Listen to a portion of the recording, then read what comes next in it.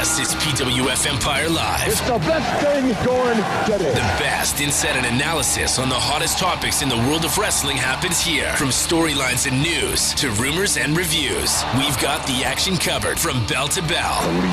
Presented by PWFEmpire.com with your hosts, Steven, Evan Medina, and J-Dub. do I have everybody's attention now? The match starts now.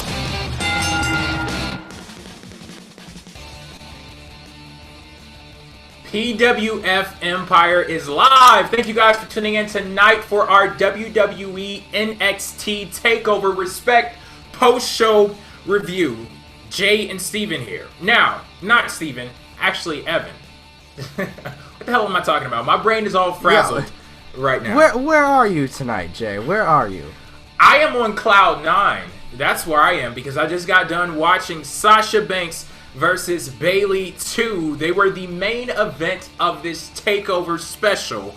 And man, so we usually do things a certain way around here. We follow the card match by match. The first match on the show we discussed first, and we saved the main event for last. But this is too big to save for last. And I feel great that I'm able to say that a main event championship match I am really looking forward to. A main event championship match with so much hype surrounding it, and a main event championship match that rewarded us for investing our time in viewing it at each and every stage. But before we get there, I do have to talk about something on a grander scale, because if you guys are regular viewers of PWF Empire Live, you'll see my big motto on this show is criticize when necessary, but give credit where credit is due. Unfortunately, we do have many times where we have to criticize because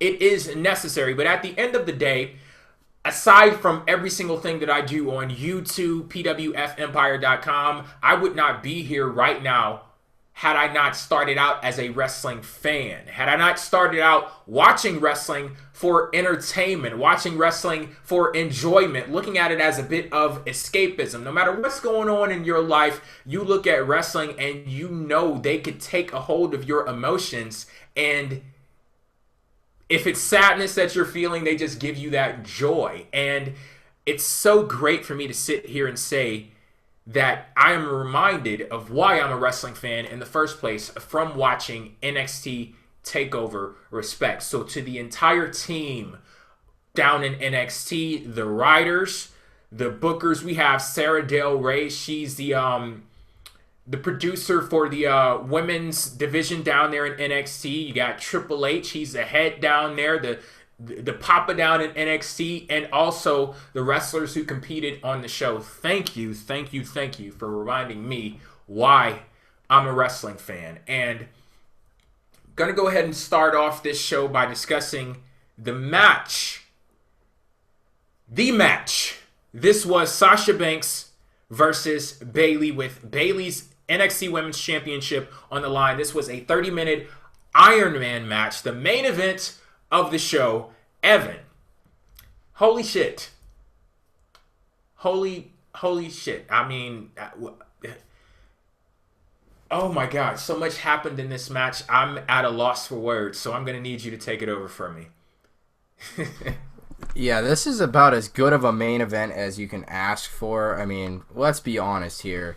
The entire Sasha Banks and Bayley, both of these matches that they have had were just unbelievable, and I don't know, really. It's hard for me to come up with the words either, but to say the very least, the storytelling here, it doesn't rival, it supersedes anything that the main roster of WWE has done in a long time. And that is saying a lot, because when you look at, I mean, maybe it's not saying a whole lot because the storytelling hasn't been great, but there have been good storytelling moments, you know, over the between, they are still there.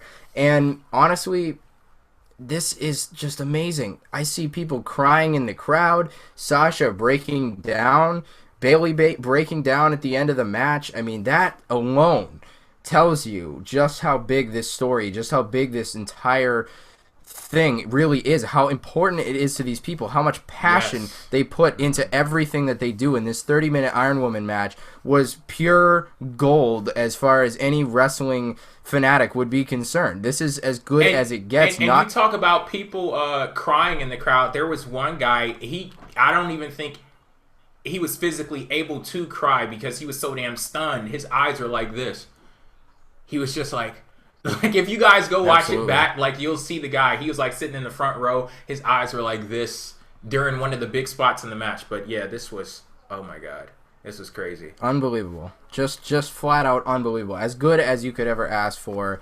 And man, NXT just continues to prove that they can put on not only good, amazing main events, but also feature women in a way that is on the same level as men, and also show that they can be just as talented in the ring and tell just as good of a story and they can do anything a man can do in wrestling if given the proper opportunity, booking, character development, etc. And these are characters that are so good that people are that emotionally invested in. Lance Storm, right after the show had ended, said something along those lines. You know, wrestling can still be can still invest you emotionally, even if we're in an era where things are known to a lot of people, the scripted nature of the business, all this other stuff, you can still be emotionally invested if given the proper booking and the proper character development, and this is just proof of that all coming to fruition here. And that 30-minute Iron Man match was as good as you could ask for, and great storytelling. I love that they were playing, even to the final moments, up Sasha Banks' hand injury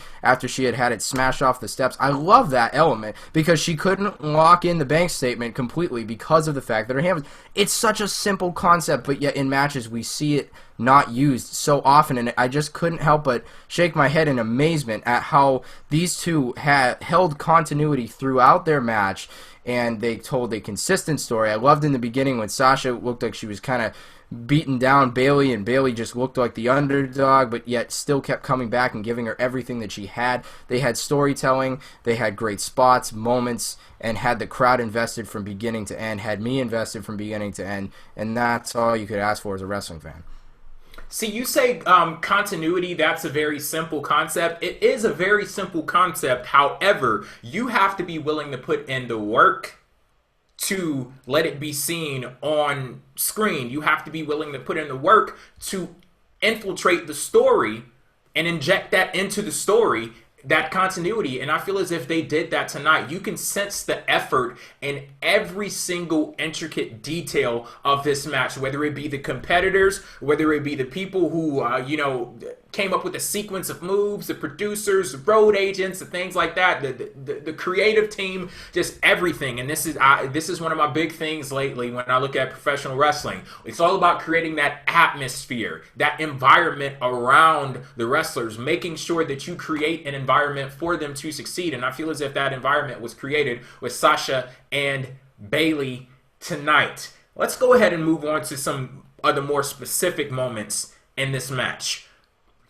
Sasha motherfucking Banks. Man, when she went to Bayley's number one fan, Izzy, you'll always see her in the crowd dressed up just like Bayley. She actually went over to her, talked trash in her face. Then she goes and throws Bayley into the LED display and snatches the bow off the little girl's head, puts it on her own head, and prances around the damn ring.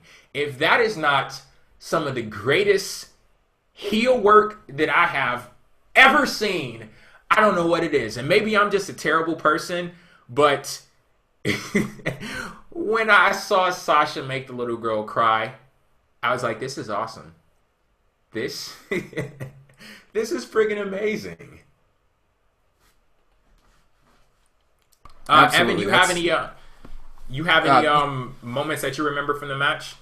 Yeah, that was definitely a really memorable one, and like I mentioned before, with the fact that Sasha couldn't fully lock in the bank statement at the end of the match, I think that was really telling, and also the fact that there were some unbelievable moments that just had me like, wow, it's like these two could plan out a match. They could just sit down and say, okay, we're going to do this here and this there, and they don't even have to do anything else. It's almost like it was just flawless in a way that their transitions were just spot on. Snap of your fingers, easy. They work so well together. It's just like a chess match more than it is even a wrestling match. It felt like, not in the boring sense, in the sense that it was move for move.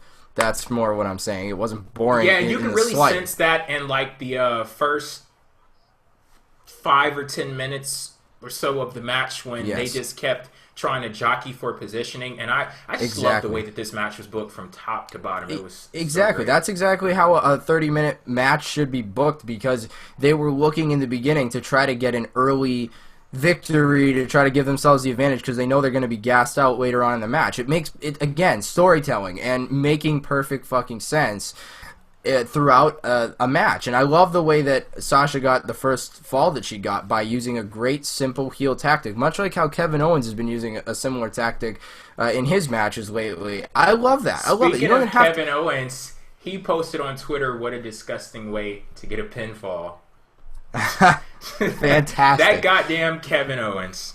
Oh, fantastic. I love that. I love it. But yeah, it's like she just took a page right out of the same thing that his character has been doing, and I love that. They don't even need to use the finisher. It's a tactic. That's what a good compelling type of heel character would do. And I like that she was kind of toying with Bayley toward the beginning of the match, but yet Bayley was always there. And then when she hit the Bayley to belly on Bayley, I marked the fuck out for that. I was like, oh my god, Sasha just hit her own finisher on her. This is unbelievable, man. You gotta be kidding me. Yeah, so I was definitely marking out for that. A great near fall. There were several great near falls, and I like that the score wasn't extremely high. A 3-2 finish is fine by me. They don't need to have 7 pinfalls apiece or submissions apiece.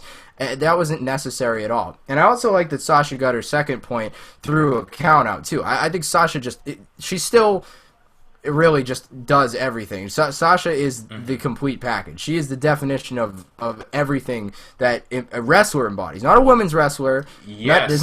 There's no label to it. It is a pro wrestler. Is everything that Sasha Banks is. That is what the definition of a truly great pro wrestler is, and she could define a generation. That's how good she is. More along those lines, I was talking to my friend David. He's a former co-host of PWTR, and he's like out of wrestling because he just got tired of WWE's product. But we try to like harass him every single week and let him know that the wrestling world does not revolve around WWE. There are other products out there, and we've gotten him to the point where he watched Lucha Underground, and a few weeks ago we actually watched Sasha Banks versus Bayley from NXT TakeOver Brooklyn. He watched that match, and just by the way that Sasha Banks carried herself, he looked at her and he said, "She walks like she's a world champion. She has the presence of a world champion."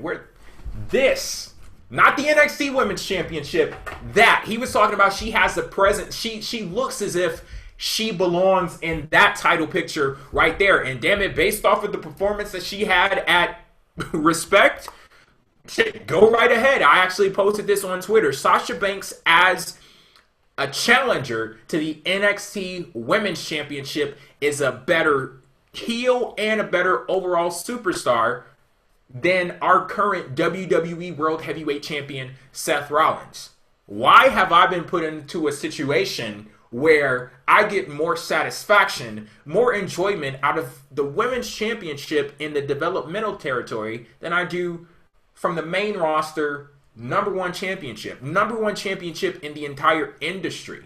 It's a problem every Monday night, but goddamn it, it's Wednesday night tonight, and I love it. I love it. I love it. And funny thing, Evan, you probably haven't even noticed this yet. This show has been on for almost 15 minutes. We've yet to say who even won the match. Absolutely. Have you noticed that? Yeah. We've talked about how great the story is, the match, the moments, everything in it, but yeah, that somebody won, and yes, it was indeed Bayley. See, the thing is, the reason is because both of them walked away winners, as far as I'm concerned. Absolutely. One of them walks away with the championship, but both of them walked away winners. This wasn't a situation where this was forced. This wasn't a situation where this was manufactured. we've had development and evolution down in the NXT women's division to where they earned the spot that they had on the show tonight in the main event with every single eye in the building on them. I cannot tell you how excited I was for this match, and I cannot tell you the feeling that I have right now. I can't even really do it justice putting it into words how satisfied I am based off of how everything turned out with Sasha Banks versus Bayley.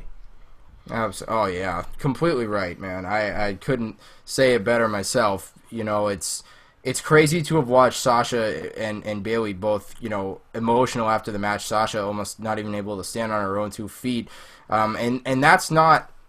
That is beyond the scope of the match or the characters or anything else involved with that. That is purely the true emotion of, like, I'm living my dream. There.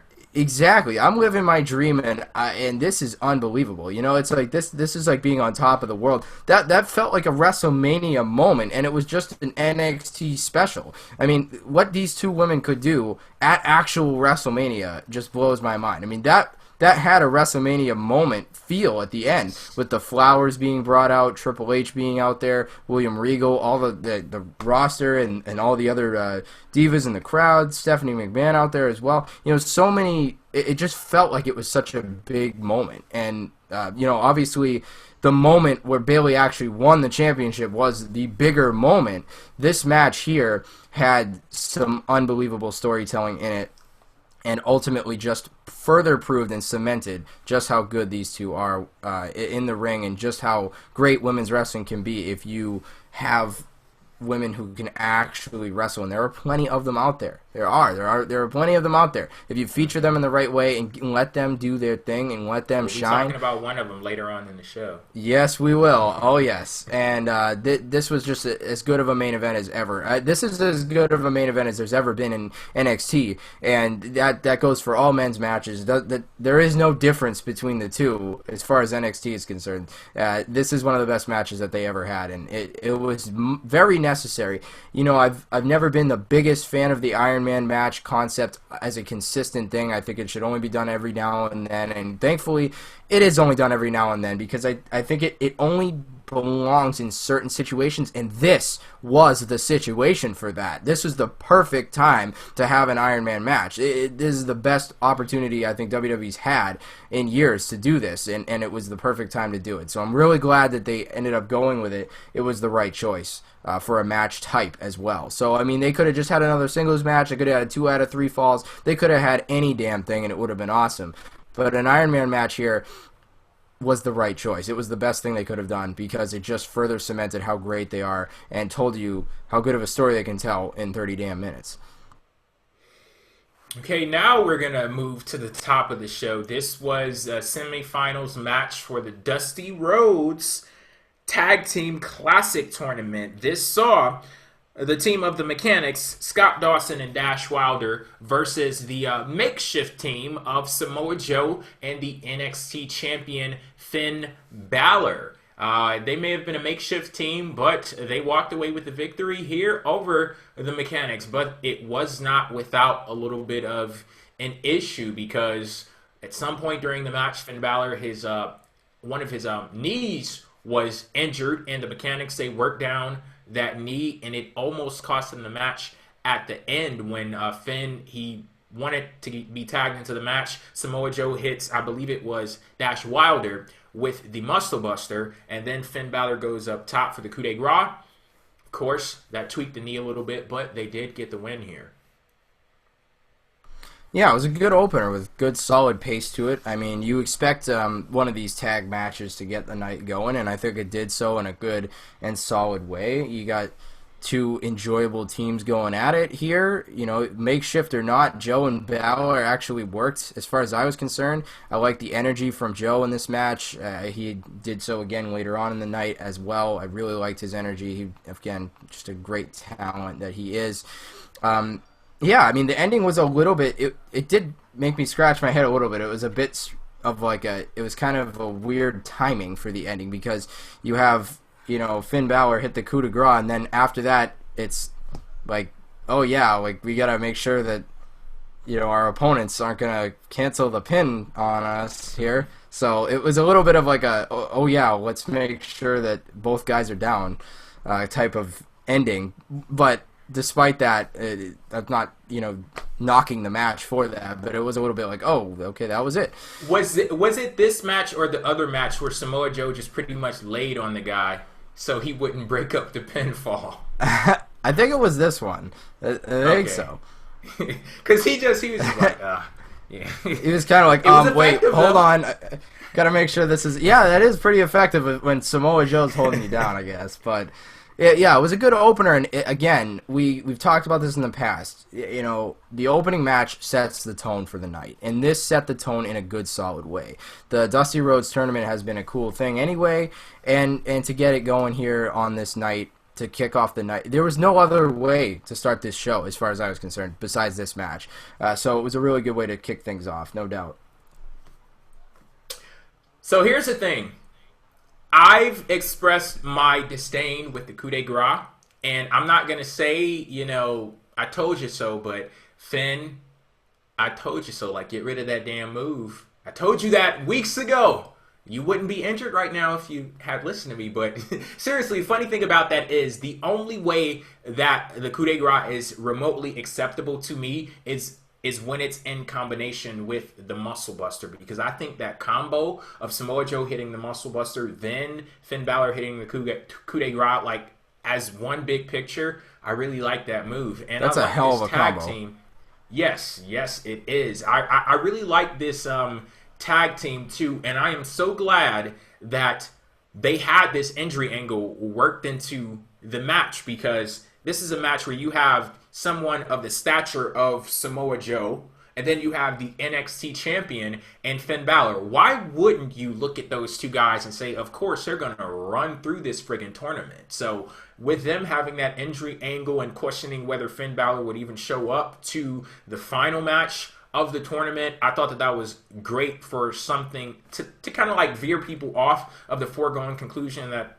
of course, these two guys are going to win. But yeah, they were great in the match. And the mechanics, Scott Dawson and Dash Wilder, I had no idea who the hell these guys were before this tournament started, and I really didn't care who they were either. But in this tournament, they showed me a lot of personality, and even more than the personality, what they did in the ring. They seem like a very old school throwback type team, and I believe it was Byron Saxton who made this comment on commentary, and this is the perfect description of these guys. They are not the rock stars, but they are fundamentally sound when they get into the ring with the technical aspect of wrestling and things like that. And that is the perfect way to describe those guys. They are not going to wow you based off of the way that they look or how they talk or what they say or anything like that. But when they get into the ring, they handle their own. And I believe that they did that tonight. And, putting those two teams together, this was a really good match. And like you said, it set the tone for the night very well. Going to move on now to the second match. This was also the semifinal for the Dusty Rhodes Tag Team Classic Tournament. Jason Jordan and Chad Gable versus Baron Corbin and Rhyno. And we pretty much have similar situations with this match versus the first one. You have one established tag team, and then you have one that is a little makeshift. And in this case, it's even... I guess it's amped up a little bit, because at one point, Baron Corbin and Rhyno were rivals in NXT, and all of a sudden they are now partners. So that's a very interesting dynamic that they had to play off of in this match. I'm going to go ahead and say I was shocked by the fact that Baron Corbin and Rhyno won. Now, that may seem very crazy, but here's the thing. I am a bona fide card-carrying mark for Chad Gable and Jason Jordan. I look at these guys and I could not see anything else at TakeOver, because when you look at these two teams and you look at the merit of these two teams and you look at, okay, well, who would NXT, who would the powers that be want to win this match? Of course, it's Baron Corbin and Rhyno, but Jason Jordan and Chad Gable are so captivating to the point where I completely ignored the team that they were facing, because that didn't matter to me. The fact that Rhyno was, he's been in the business for decade and a half. Hell, I'm quite sure even longer than that. And then you have Baron Corbin. He's done so much in NXT already, and it's very clear that they have him pegged as a future star down there. But when it comes to Chad Gable and Jason Jordan, they are so friggin' good that none of that mattered to me. Like, I looked at them and I'm like, these guys have to win this. And when they didn't, I was like, what? It's so crazy that the up-and-comers in NXT, them losing the match was an upset in my eyes. But I just think that that says so much in regards to the talent that they possess and who they are as developing superstars. Oh, definitely. And yeah, Jordan and Gable, man, these guys, wow. They impressed me, and I like the way the look and the feel of them as a team. They feel like a freaking tag team. Like, whoa, a tag team. Go figure. A good one too, and one that's not. They're not even like these crazy characters, or all this other stuff. They don't have to be.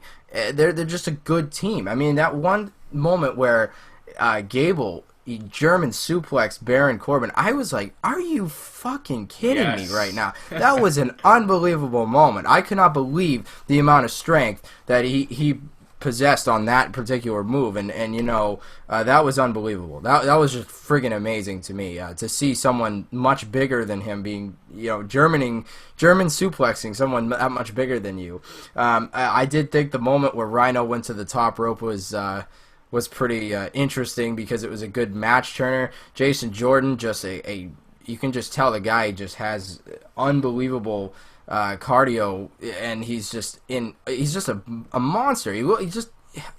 I was like, man, these guys are so impressive. I cannot believe what I am seeing right now. And it was a really good match. It was better than you would expect it to be, because I know there's always a mixed perception on Baron Corbin. It's like, you either like him a lot or you say, same old shit every time. But I think he really did. That guy is good. He performed. He's good. He performed well here. And Rhyno is a great veteran to have him with. So I think them as a pair was actually really good. And Jordan and Gable were really good adversaries for them. The match just flowed really well. I actually think this was better than the opener, because it just honestly showed me so much with some of the young up-and-coming talent with Jordan and Gable. And I say to myself, man, these guys as a team are they're perfect. They just have a perfect fit, and I love the look and feel to them as well. And yeah, obviously them losing I was almost a little bit surprised too, but I had a feeling since Bálor and Joe won, I had a feeling it might be Corbin and Rhyno that would win here. But it was either way, it was a really solid tag match. And we talked about setting the tone in the first match. I actually think this match set the tone to an even better level. And a lot of times I don't really like to see two of the same things go back and back to back on the same card. Like, I don't want to see two championship matches. Like the U.S. title match and the IC title match going back to back is never really a good thing, in my opinion. And sometimes having two straight tag matches might not be the best either. But in this case, I think it worked out fine, because both were not too long, not too short, but they were just right in the middle. And not only that, but they both had their own purpose, and they were both for a tournament too, and you knew that was being decided later in the night. So it was a really good way to get the action going for the NXT show as a whole. And this match was really good and showed off some great talent in NXT that continues to dazzle me. How much amazing talent is down there. It's freaking unbelievable. Yes, and I've raved over Jason Jordan and Chad Gable enough. I probably could go for 5 more minutes, but let's focus on the other tag team. You talked about Rhyno being a great veteran to pair with Baron Corbin. Rhyno has been a godsend to Baron Corbin, because I remember that match that they had at one of the previous NXT specials. That's when I started to really look at Baron Corbin, and I saw that this guy, he is, when you put him in the right situation, he's really, really good. You just have to find that right situation for him to be in. And I thought that tonight, that was definitely a right situation for him to be in. We've seen him in matches with, like I was talking about, with Rhyno and also Samoa Joe. Great stuff in those. And he continues that trend tonight for NXT TakeOver. So all around, rousing success for everyone involved in this match. From this point, we are going to move on to that other lady that we were talking about, that other female talent that could possibly shake things up down in the NXT women's division. This was Asuka, formerly known as Kana. Now, the thing is, it's going to take me a while to get used to her name because I just see that U there, and I want to go Asuka. I just want to say that, but apparently it's silent, and I see that a lot in Japan with Okada with his first name, and with Nakamura, his first name too. They have those silent vowels in there. But yeah, I'm right with you. I'm right with you on that. I was like, oh god, Asuka. Okay, Asuka. I gotta like Asuka. I gotta say Oscar with a Boston accent. Asuka, you know. So she had a match with Dana Brooke. This was her debut match in NXT, and holy shit, I was on the friggin' floor after I watched this match for two reasons. One of those reasons is because she was really good. And for the second reason, I was like, there is hope yet for the NXT women's division, because we have 3 of the 4 horsewomen. They've gone on, and, well, that third one would be Sasha Banks. This may have been the curtain call for her down in NXT, and I've been reading rumors and reports and things like that, and I've seen Eva Marie next in line for the NXT Women's Championship, and Dana Brooke, and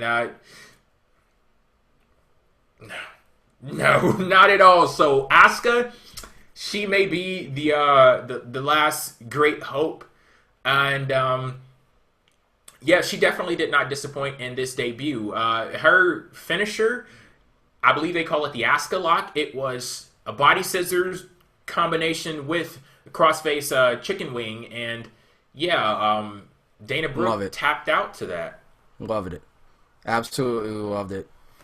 And she just carried herself so well in this match, too. I was like, man, I love the way she carries herself. It just... And honestly, like, Dana Brooke... Okay. But I really think... See, here's the thing. Like, I'm not a big Dana Brooke fan. I'm not either. I'm not even a little Dana Brooke fan. I'm not a Dana Brooke fan at all.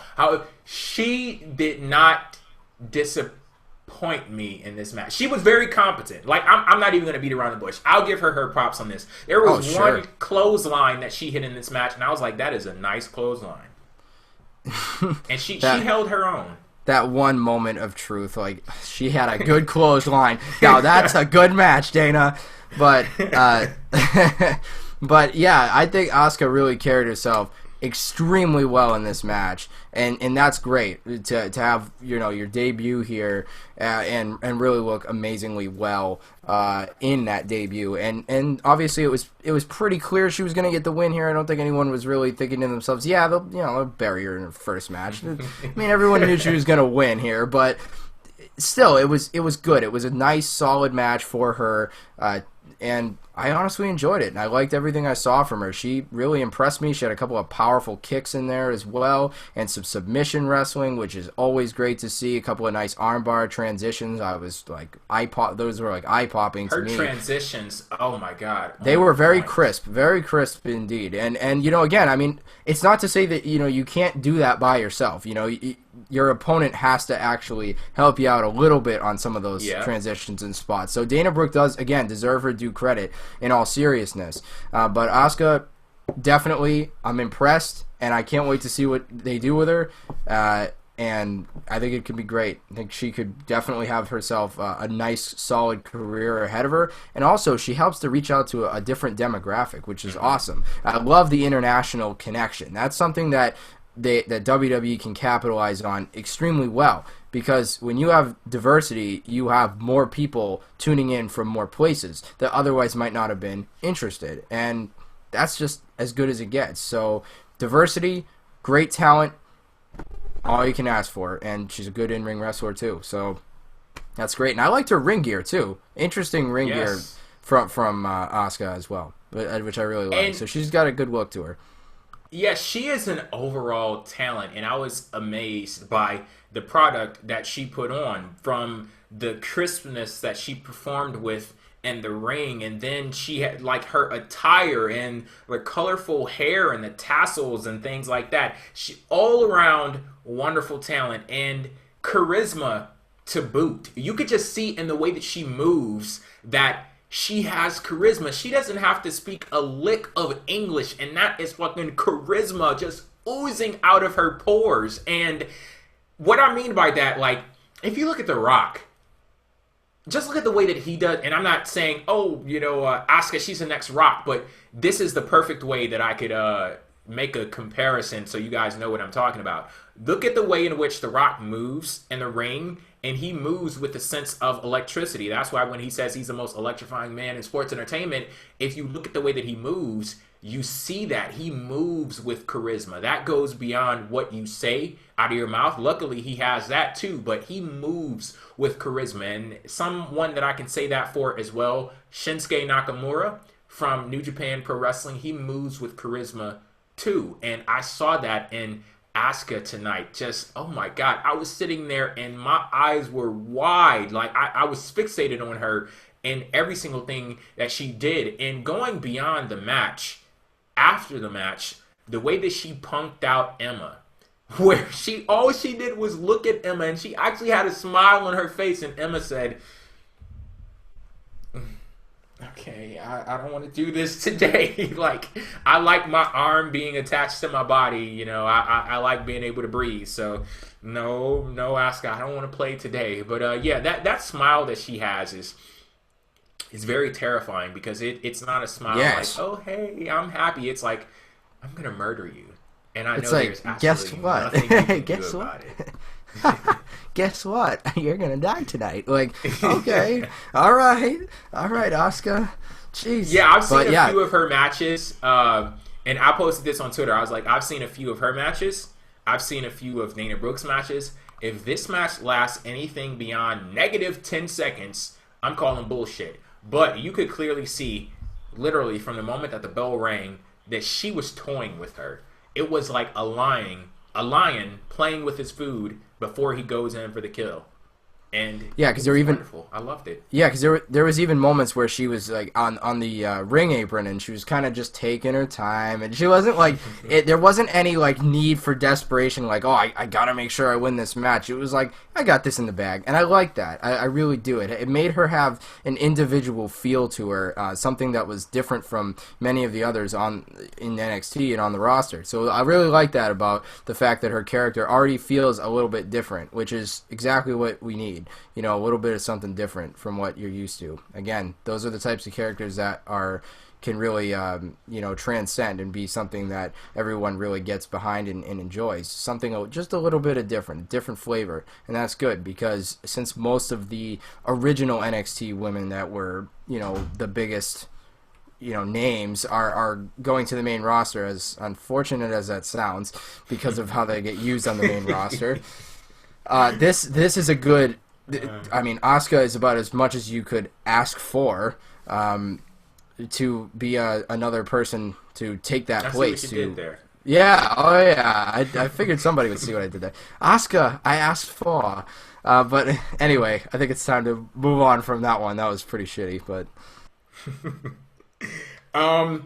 We got Brandon in the chat asking me, Jay, you finally forgive her for TEW? See, here's the thing. I'm working on a new promotion now, and it's actually an all-women's promotion, and she actually signed with me. I haven't given her my championship. That lady has a championship right there. It's Sasha Banks. But maybe I should do like a series on that, because I'm working on some good shit down there. But yeah, Kana, she is in my company now, but the thing now is that she only works freelance, meaning that she doesn't want to sign like a long-term contract. She only signs for 3 months at a time, and then I have to wait 6 months after that 3 months is up to get her for another 3 months. So it's just hot-ass mess. But yeah, we've mended fences, and we're working on our relationship. We're working on it. So yeah, but this was a good step that she took tonight, so congratulations to you, and I can't wait to see what you do down in NXT and whose arms you break and take. So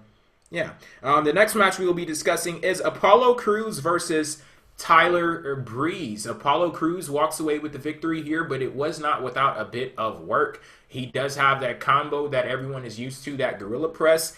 Then you have the standing moonsault. Tyler Breeze actually blocked that at one point during this match, but Apollo, he still gets a win in the end with a power bomb. So Apollo Crews, he's your victor here. Yeah, undeniably a good match, I think, for both guys. I think each one of them had a nice outing here, and Tyler Breeze is just excellent in the ring. He's got a great set of storytelling to him, and I think he's got some unbelievable intelligence that is above a lot of the others, and there's something about that I think that WWE can run with. Tyler Breeze is just a special talent as far as I'm when concerned. I look at Tyler Breeze, he's about as solid can be in the ring. And I've never really seen a bad match from Tyler Breeze, but it's like when you put him in certain situations, you put him with the right opponent, take it to the stratosphere, and I feel like that's what they did tonight with Apollo Crews. Definitely, and Apollo Crews is just so impressive to me. Like we talked about before, he's got almost the body and the look and feel of a Bobby Lashley, but yet has the sleekness of a high flying type of character. So he's just got so much athleticism. It's unreal to me. He's something else, and I really can see a lot of potential with Apollo Crews. Really a fan of how he works matches, and I think that Breeze and Crews really worked well together. Even though they may look like they have very different styles, I really don't think they do. Their styles actually were really worked really well together instead of contrasting as you may think on the surface. When you look at Apollo Crews and you look at Tyler Breeze, you would think they'd be two opposite wrestlers, but they're actually quite similar because of Apollo Crews' athleticism, and that was apparent in this match. One of the cool moments from the beginning was when Crews went straight into the side of the ring so hard. He just threw himself into the side of the ring. That was unbelievable. And I thought Breeze really experimented with some really good heel tactics toward the beginning and was playing the match very well toward the beginning part.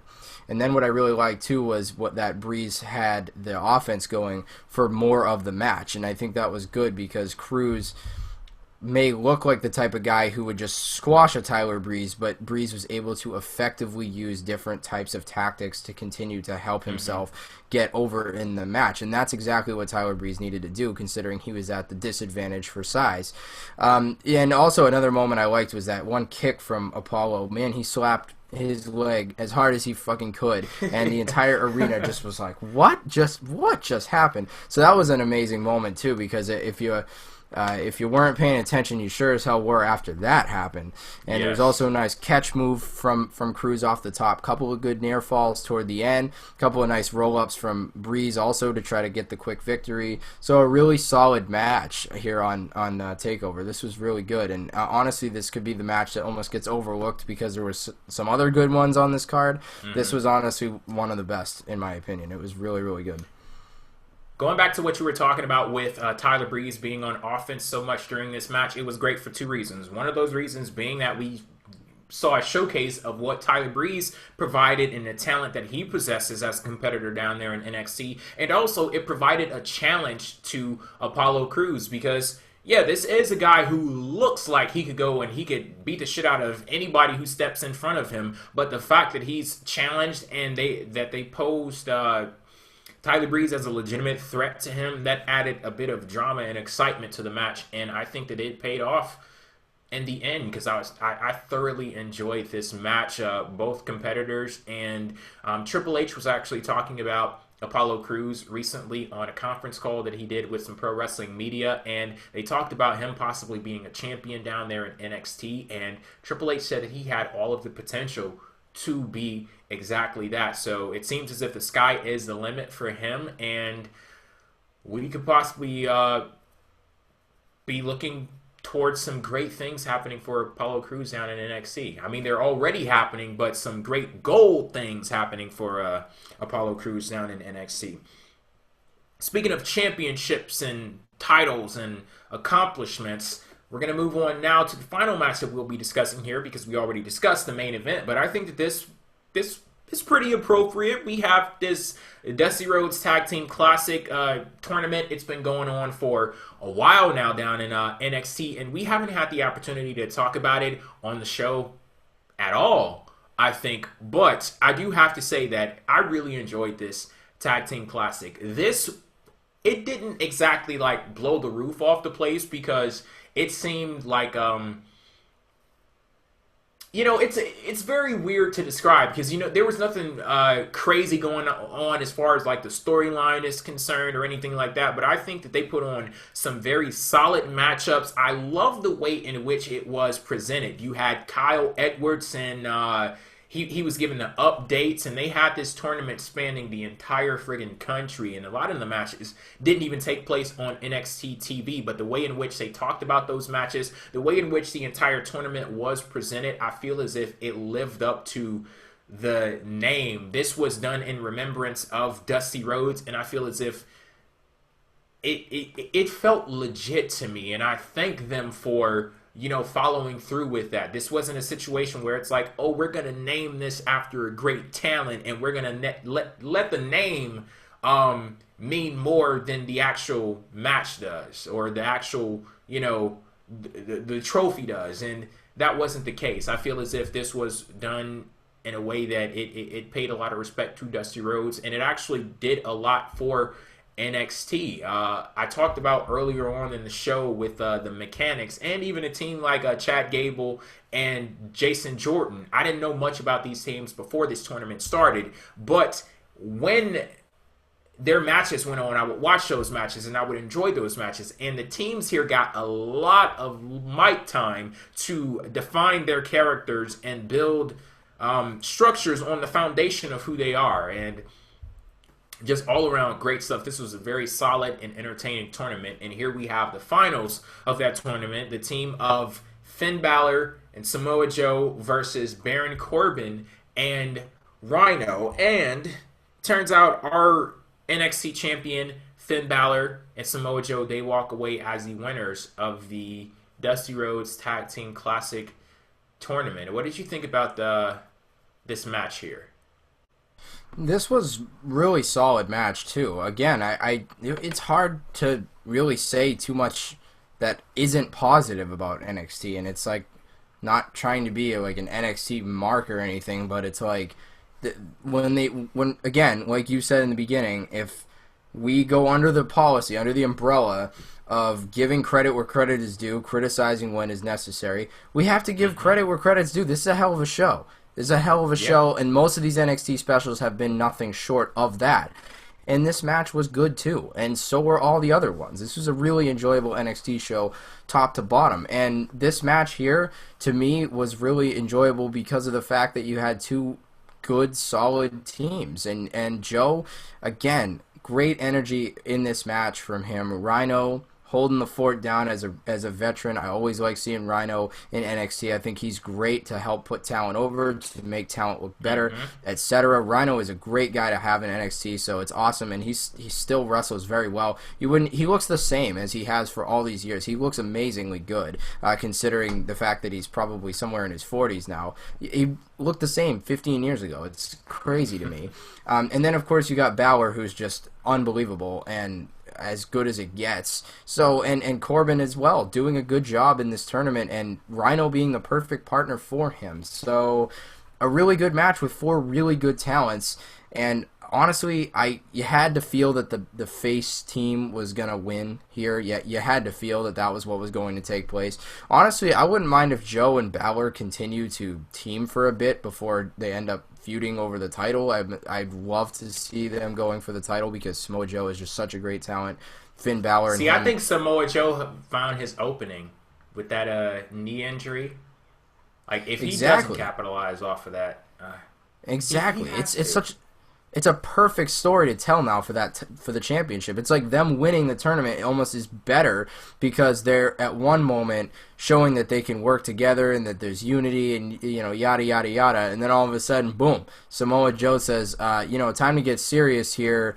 I want the championship, and I'm not saying that this isn't serious. It's very serious, but Samoa Joe would be saying that, I want gold here. This is just a tournament. I want the gold. But it was a great ceremony after the match, too. That was really, really well done, and I loved seeing Cody Rhodes be Cody Rhodes. And this, to me, just exemplified why Cody needs to be a babyface going forward as himself, not as Stardust. And I don't want to make this about that, but he just...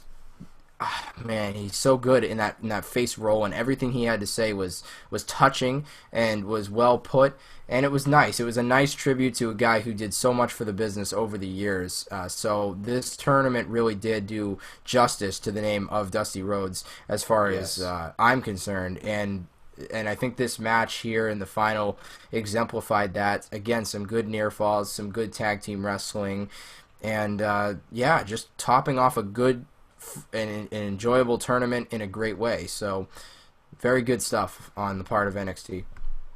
Just to talk a little bit about the celebration that followed this match, we had Cody Rhodes out there. We had Dustin Rhodes out there, who we know as Goldust. You had Dusty's, I believe his two daughters were out there, and also his widow, and you had his daughter-in-law Eden. She's married to Cody. She did the announcing for the match and all of that. That was a great moment. Cody gave a few words about his father, and he said we were all Rhodes, and hey, I wear that title proudly. Dusty, he's had such a lasting impact on the business from the perspective of him as a wrestler, a great talent in that right, then him moving to the backstage part of things and a booker, part of the creative team and things like that, and then also as a mentor for a young talent, and just seeing how people you respect in the business respect him, even if you didn't know anything about Dusty Rhodes as a talent, which you should.